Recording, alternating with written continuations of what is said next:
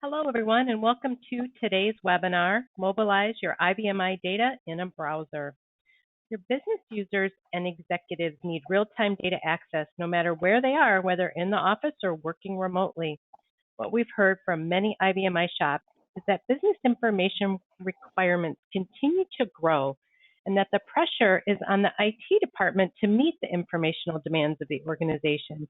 These IBM shops have shared that they need a quick and easy way to deliver not just IBM data, but also information that is sitting on other servers. What we want to share with you today is how empowering your business community with key information does not have to be a burdensome project. We will share how with SQL and SQL Web Interface you can quickly deliver web-based real-time information to those that need it. My name is Stacy Jensen, and I'm the sales manager for the Business Intelligence Division here at Help Systems. I will be your host for today's webinar. Presenting today is our Senior Training and Services Consultant, Steve Wheeler. Steve has been working with SQL since 2002 and has been helping IBM mid-range customers with information delivery for over 30 years. How are you today, Steve? I'm doing great. Hi, everybody. Glad to be here with you. A little housekeeping about today's session. If you have any questions during the session, please use the questions feature to send in your question. We will be following up with each of you and we'll address those questions during that time. We are also recording the webinar and we will include a link to the recording in our follow-up email. So why don't we go ahead and get started? Here's our plan for today's webinar. We will discuss what is data mobilization, and Steve will jump into a demonstration of SQL Web Interface, showing you how your business community can consume and interact with information from a browser. We will then take a look behind the scenes and share information on how easy it is to access, design, and present your data utilizing SQL. Steve will also demonstrate the ease of use for you. So Steve, I'm going to pass it over to you so we can get started. Hi, everybody. According to the Webster Dictionary, the transitive verb mobilize can mean to assemble and make ready for war duty, or to marshal something such as resources for action. Now, there are other definitions, but we're not doing an English lesson here. We're talking about data mobilization. So data mobilization means making data available for use by others. This means providing actionable information to the business community. And once provided, that information can be viewed, analyzed, restated, and downloaded to your PC tools. This is not limited to IBM data, and your users become empowered and have new business insights available to them. Now, the key elements of data mobilization with SQL include easy for the end user, and easy to implement. The benefits of data access are a given, but the cost must be controlled and the users need to embrace it. Secure access, so that you can authenticate the user so that valuable information is in the right hands. Flexible analytics. Static data has really limited usefulness in decision making, and having flexibility can enhance decision making. Mobile. Access on the fly with no encumbrances. Access to all your data. The days of single platform business information are long gone. Let's begin with the end user experience. So we're beginning here on a dashboard in the browser. It contains a number of things that you might utilize for information delivery. It has inquiries, it has some charts, it has some what we call gauges. Those would be those radial gauges that you see on the far left that look like speedometers. There's action buttons to call up things and run processes, and drill downs. We're going to begin with one of the action buttons. I'm going to click here on the consolidated companies. Now that's actually pulling data when it actually runs from multiple databases, different platforms. I am going to choose to sort by state when the data comes up. and it's now going to load the data from those multiple platforms. And there they are. So this data has been sorted by state because I made that choice. Of course, we can actually choose to sort on any column of our data at any time. So that's just showing you a runtime prompt. Another thing we can do with this data is we can actually add some subtotaling. And I'm going to click the subtotals option right now, right there in the toolbar. So I do need to match up my subtotaling with my sorting. So I'm going to choose my subtotals that change in state. On the first column, I want to get a record count. So I'm going to change the function as I choose that column to count.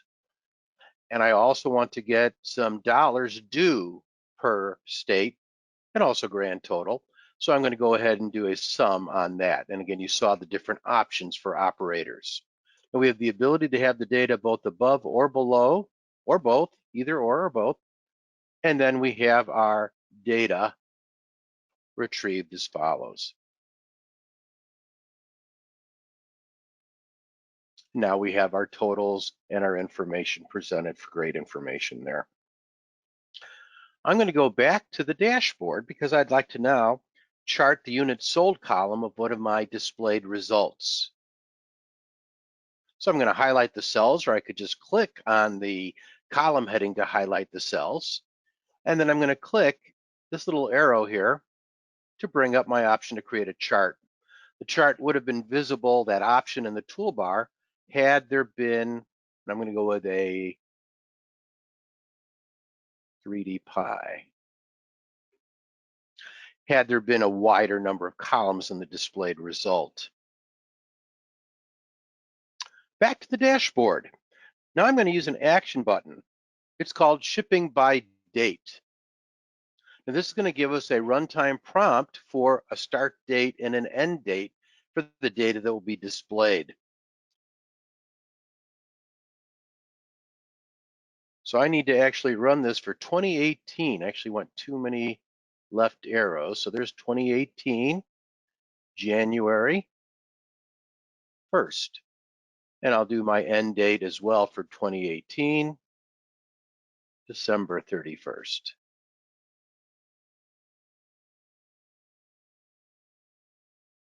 And that's going to bring back data in a chart by that range of shipping dates. So that's showing us which shipment warehouse they came out of. Back to the dashboard again. Now I want to do a drill down.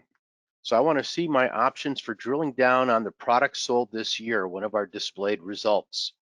And I'm going to drill down on the BMX Silver Plated Edition item where I have two paths, and I'm not limited to two. I could have many more.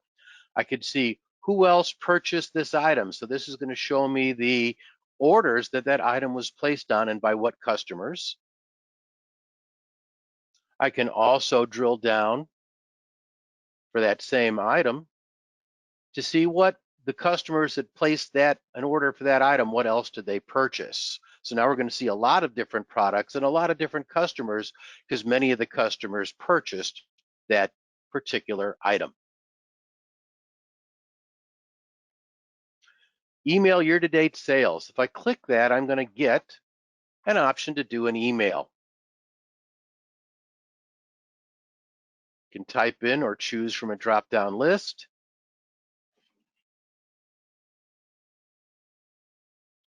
Put in a subject, put in a message, even choose a different PC file type, though XLSX is fairly common.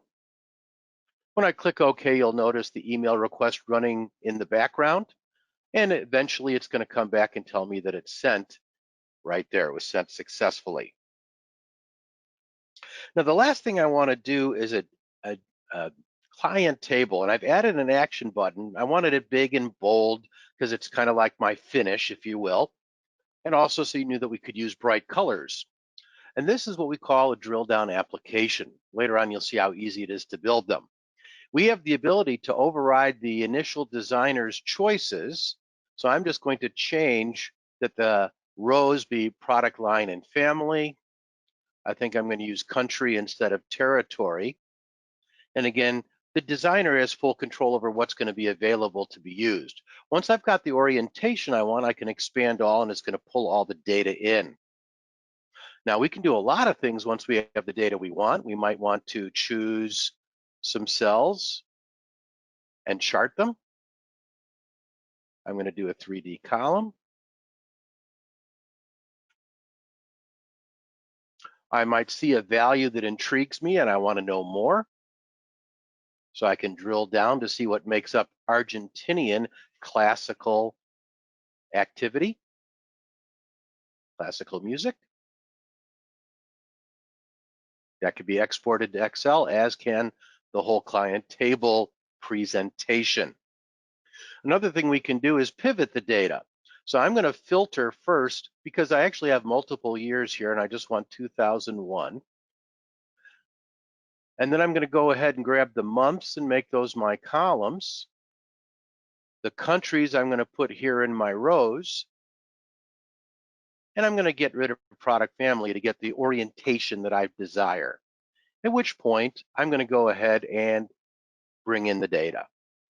And again, this can be charted as well if I need. So if I wanted to do maybe a line graph, I could easily choose some cells, create the graph, change it to a line, and click OK.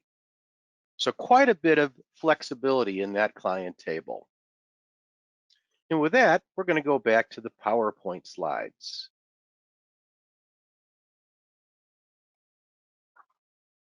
How easy? It needs to be easy to be successful.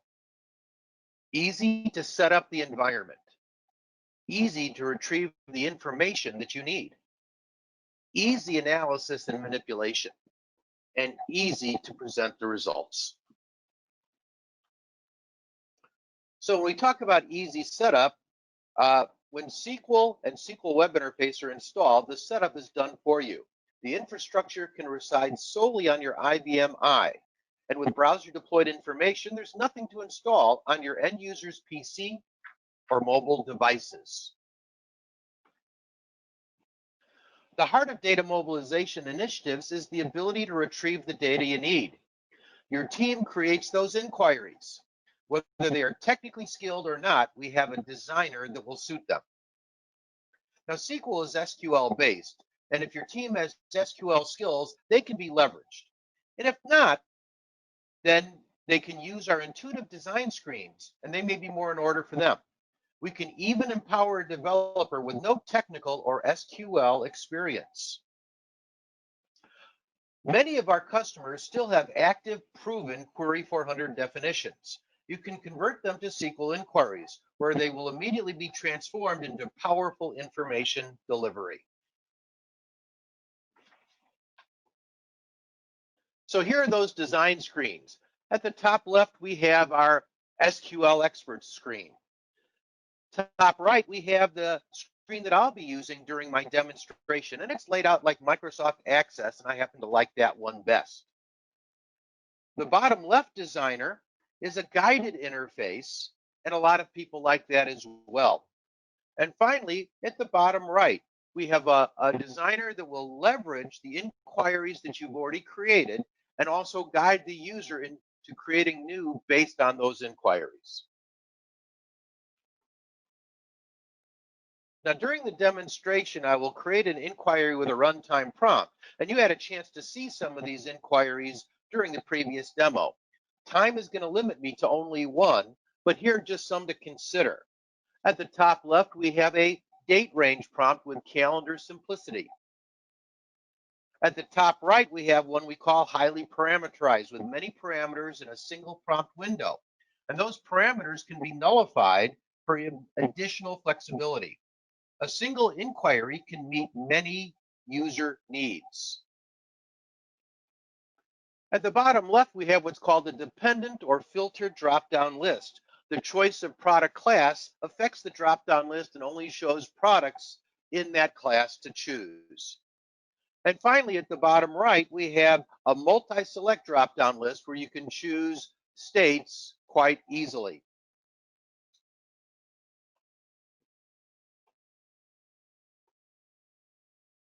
The client table you saw earlier was built with a simple wizard.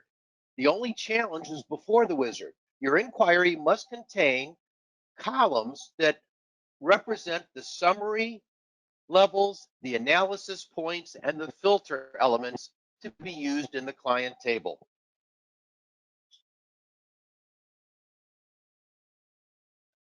The guided drill down you saw earlier was also built with a wizard and a flow chart.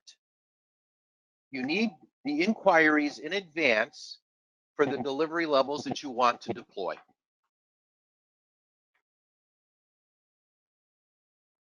If you need to create a dashboard, you must have basic Windows skills. That's really all you need.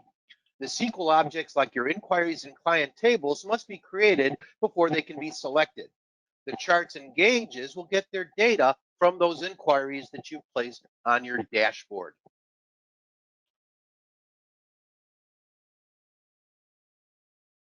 And now we're going to move on to the developer demo. Okay, we're going to begin with how to create an inquiry. I've actually started the process to save a little time. I've got a couple of tables and some of my columns have already been chosen. I'm going to go ahead and add additional table. I've got the customer master file, the order header file, and I'm going to also add the order line file. Now these can be joined together quite easily just by dragging, but I happen to have automatic joins set up in my environment, so I can just basically click a button and the joins are done for me based on a table that's already been created. Now, in addition to the columns that I already have, I'm going to add a few more. These are going to come from that table that I just added. I'm going to add them with just double clicks. The order line, the product number, double click. I can drag them as well. I'd also like the quantity ordered and the actual selling price. Again, very easy to reposition things if you wish to. Just drag them around. And I'm going to create a calculation as well. So I've gone to an empty column and I'll launch the expression editor. By the way, this is what we call the view designer. This is one of the design environments that were mentioned in the PowerPoint. This is the one that I am most comfortable with. And I'm going to create a calculation that does a round of a field times field. So I'm going to round quantity ordered times actual selling price.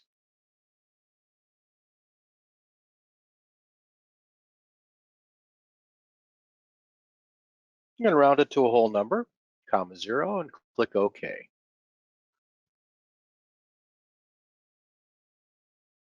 With calculated columns, it's a good idea to provide those columns or fields with names. I'll name it Sales D. I'm going to adjust the size because I don't want to have 3 decimal places. Whole number is fine to match the rounding. And of course, I can adjust the column headings as much or as little as I want. There are some that actually came over that I don't like address is actually city. So it's very easy to make adjustments. In addition to the columns and the joining and the tables, I do want some sorting in place.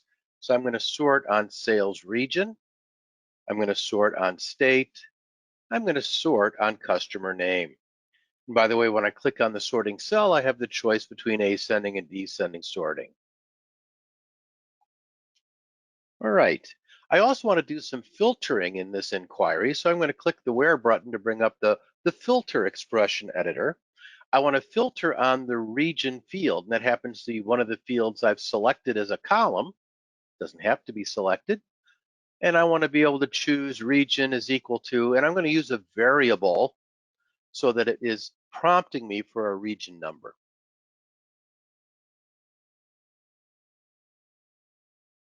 And with variables, you do make some improvements so that it looks better.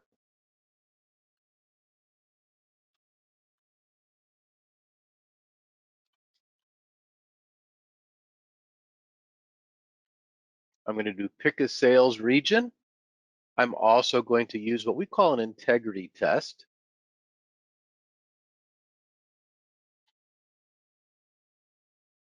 I typed it in the wrong place.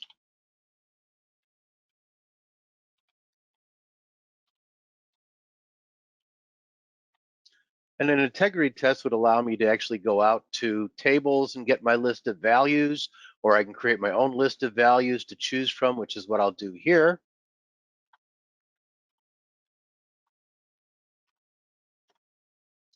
So I have 5 sales regions. They're now choosable. I'm also going to make this null capable, which allows us to have all regions and no region filtering if we choose.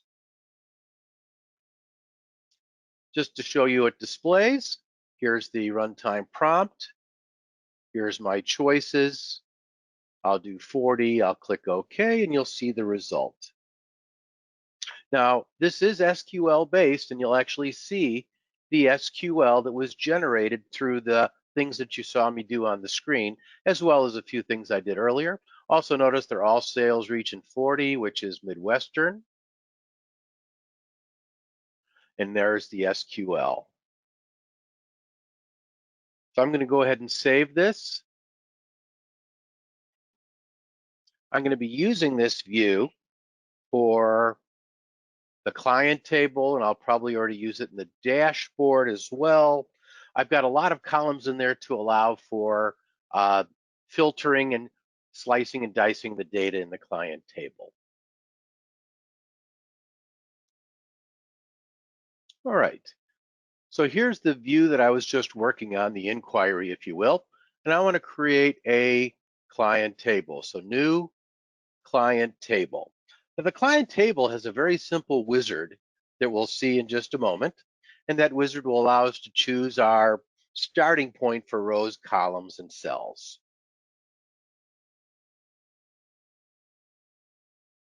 So again, I can have all, in this case, I'll actually do all regions. And the first step of the wizard is just going to give us a chance to put in the title,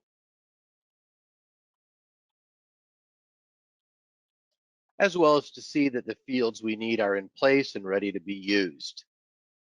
Next, we go to our rows, and I'm going to be using the state field for 1 row per state.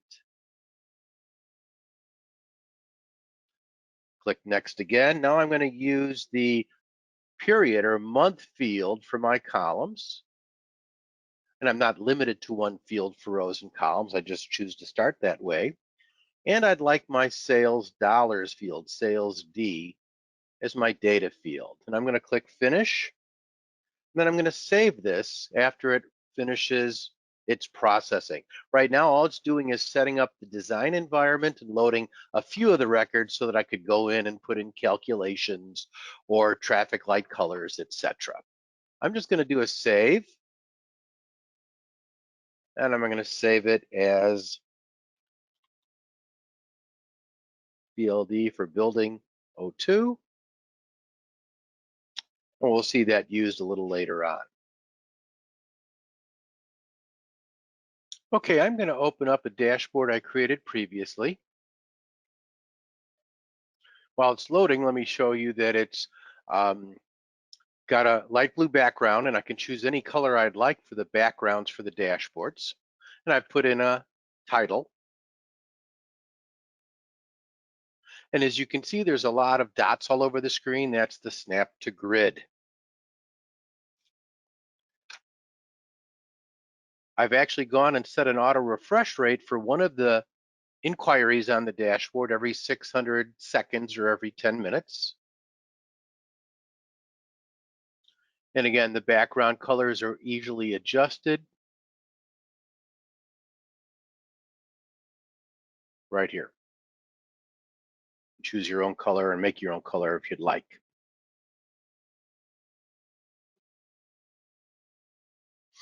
I want to actually insert a chart using data that's already in the dashboard. So I'll just highlight the cells that I'm interested in and choose the Create Graph toolbar option. And I'll position that here. It's defaulted to a pie chart. I can make changes, but I'll leave it as it is. Another type of graphic representation of the data is a gauge. I'm going to use the insert menu, and this is where you can see the different types of objects you can insert. This is where you would browse and choose a view, text, Windows objects, etc. can be deployed but not in the browser. Action buttons, which we'll be doing in a minute, but gauges is what we're interested in right now. So we have many different types of gauges: the radial or speedometer gauge, horizontal and vertical, which look like thermometers. Digital panes are for a presentation of a single value, big and bold, and the custom image. And I'm going to use a custom image, one of the preloaded images, the traffic light. Now, once you've chosen the type of image you want to use, now you just have to choose the data.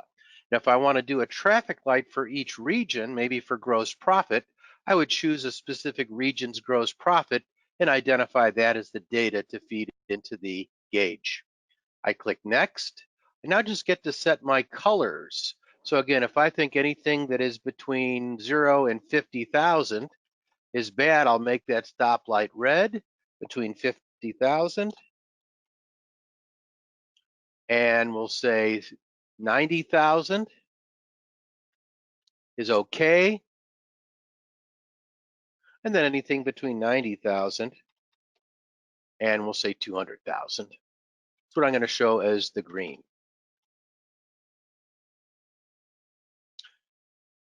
Next, I can do a background color, and I can spend time looking for the right color, but I'm not going to today. So I'm going to leave it as white, so it won't match the current background. I'll just drag it over here, and I'll resize it. Of course, I would probably put in some text indicating that this is the Midwest region, and then gross profit.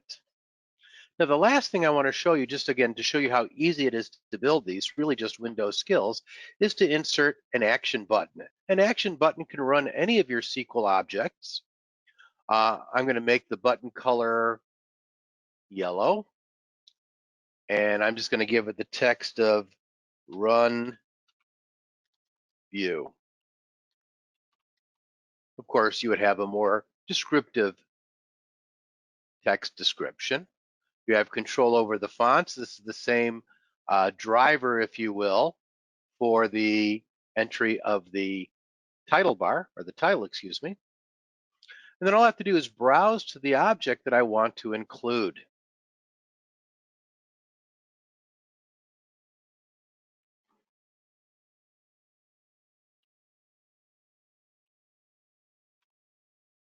And the object I want to actually include would be the very first inquiry that we created. Now, your shortcuts can do many different things. They can print to spool or to PC printer.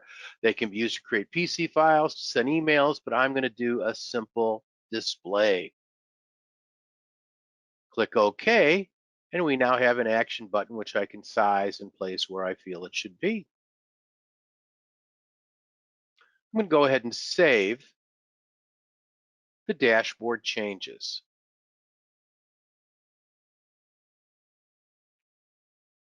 To save a little time, I already had my browser session open and signed on, and I've gone and filtered on objects beginning BLD, the ones that I created during this session. So I'm going to begin by displaying the dashboard I just made changes to by double-clicking on the object name. As you can see, it's going to load the data, provide me with my graphic results and my data results.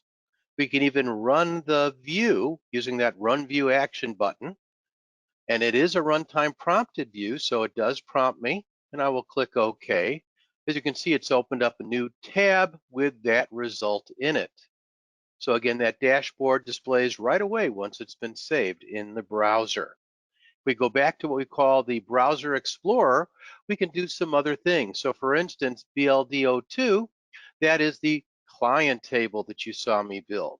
I'm going to let it run for all the regions. Again, that's based on that same view for its data. And I can then go ahead and retrieve my data,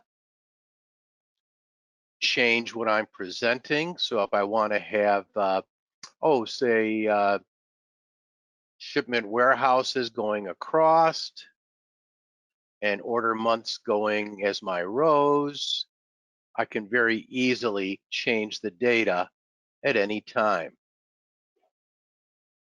And again, remember, we can drill down at any point to see the detail that makes up that data, and that is all exportable here as well. Back to the Explorer, where I will just run one of the inquiries, the view we built first. But before I do, I'm going to highlight it and just show you the actions pull down. So from here we can display, save our results as PC and physical files, even to the IFS, print, email, etc. And again, if I double click on that particular object, I'm going to get my runtime prompt. This time I'll grab region 10. Again, that's the view we created earlier on, and there's our data. And with that, we'll return to the presentation. Thank you, Steve, for all the great information and demonstration. So that does conclude our presentation today. In closing for today's topic, we wanted to remind you how quickly and easily your IT teams can design and deliver the information that your business community needs. If you find yourself on the BI journey and are looking for ways to deliver real-time browser-based access to your data, please feel free to contact us and schedule a more in-depth demonstration of our SQL solution. I would like to remind everyone that for any questions that came in during the webinar, we will be reaching out to answer those questions. And as I mentioned in the beginning, we will receive a follow-up email that will include a link to the recording. Thanks again, Steve. We really appreciate all the information and the demonstration. It was my pleasure. And thanks everyone for joining us. Have a great day. Bye, everybody.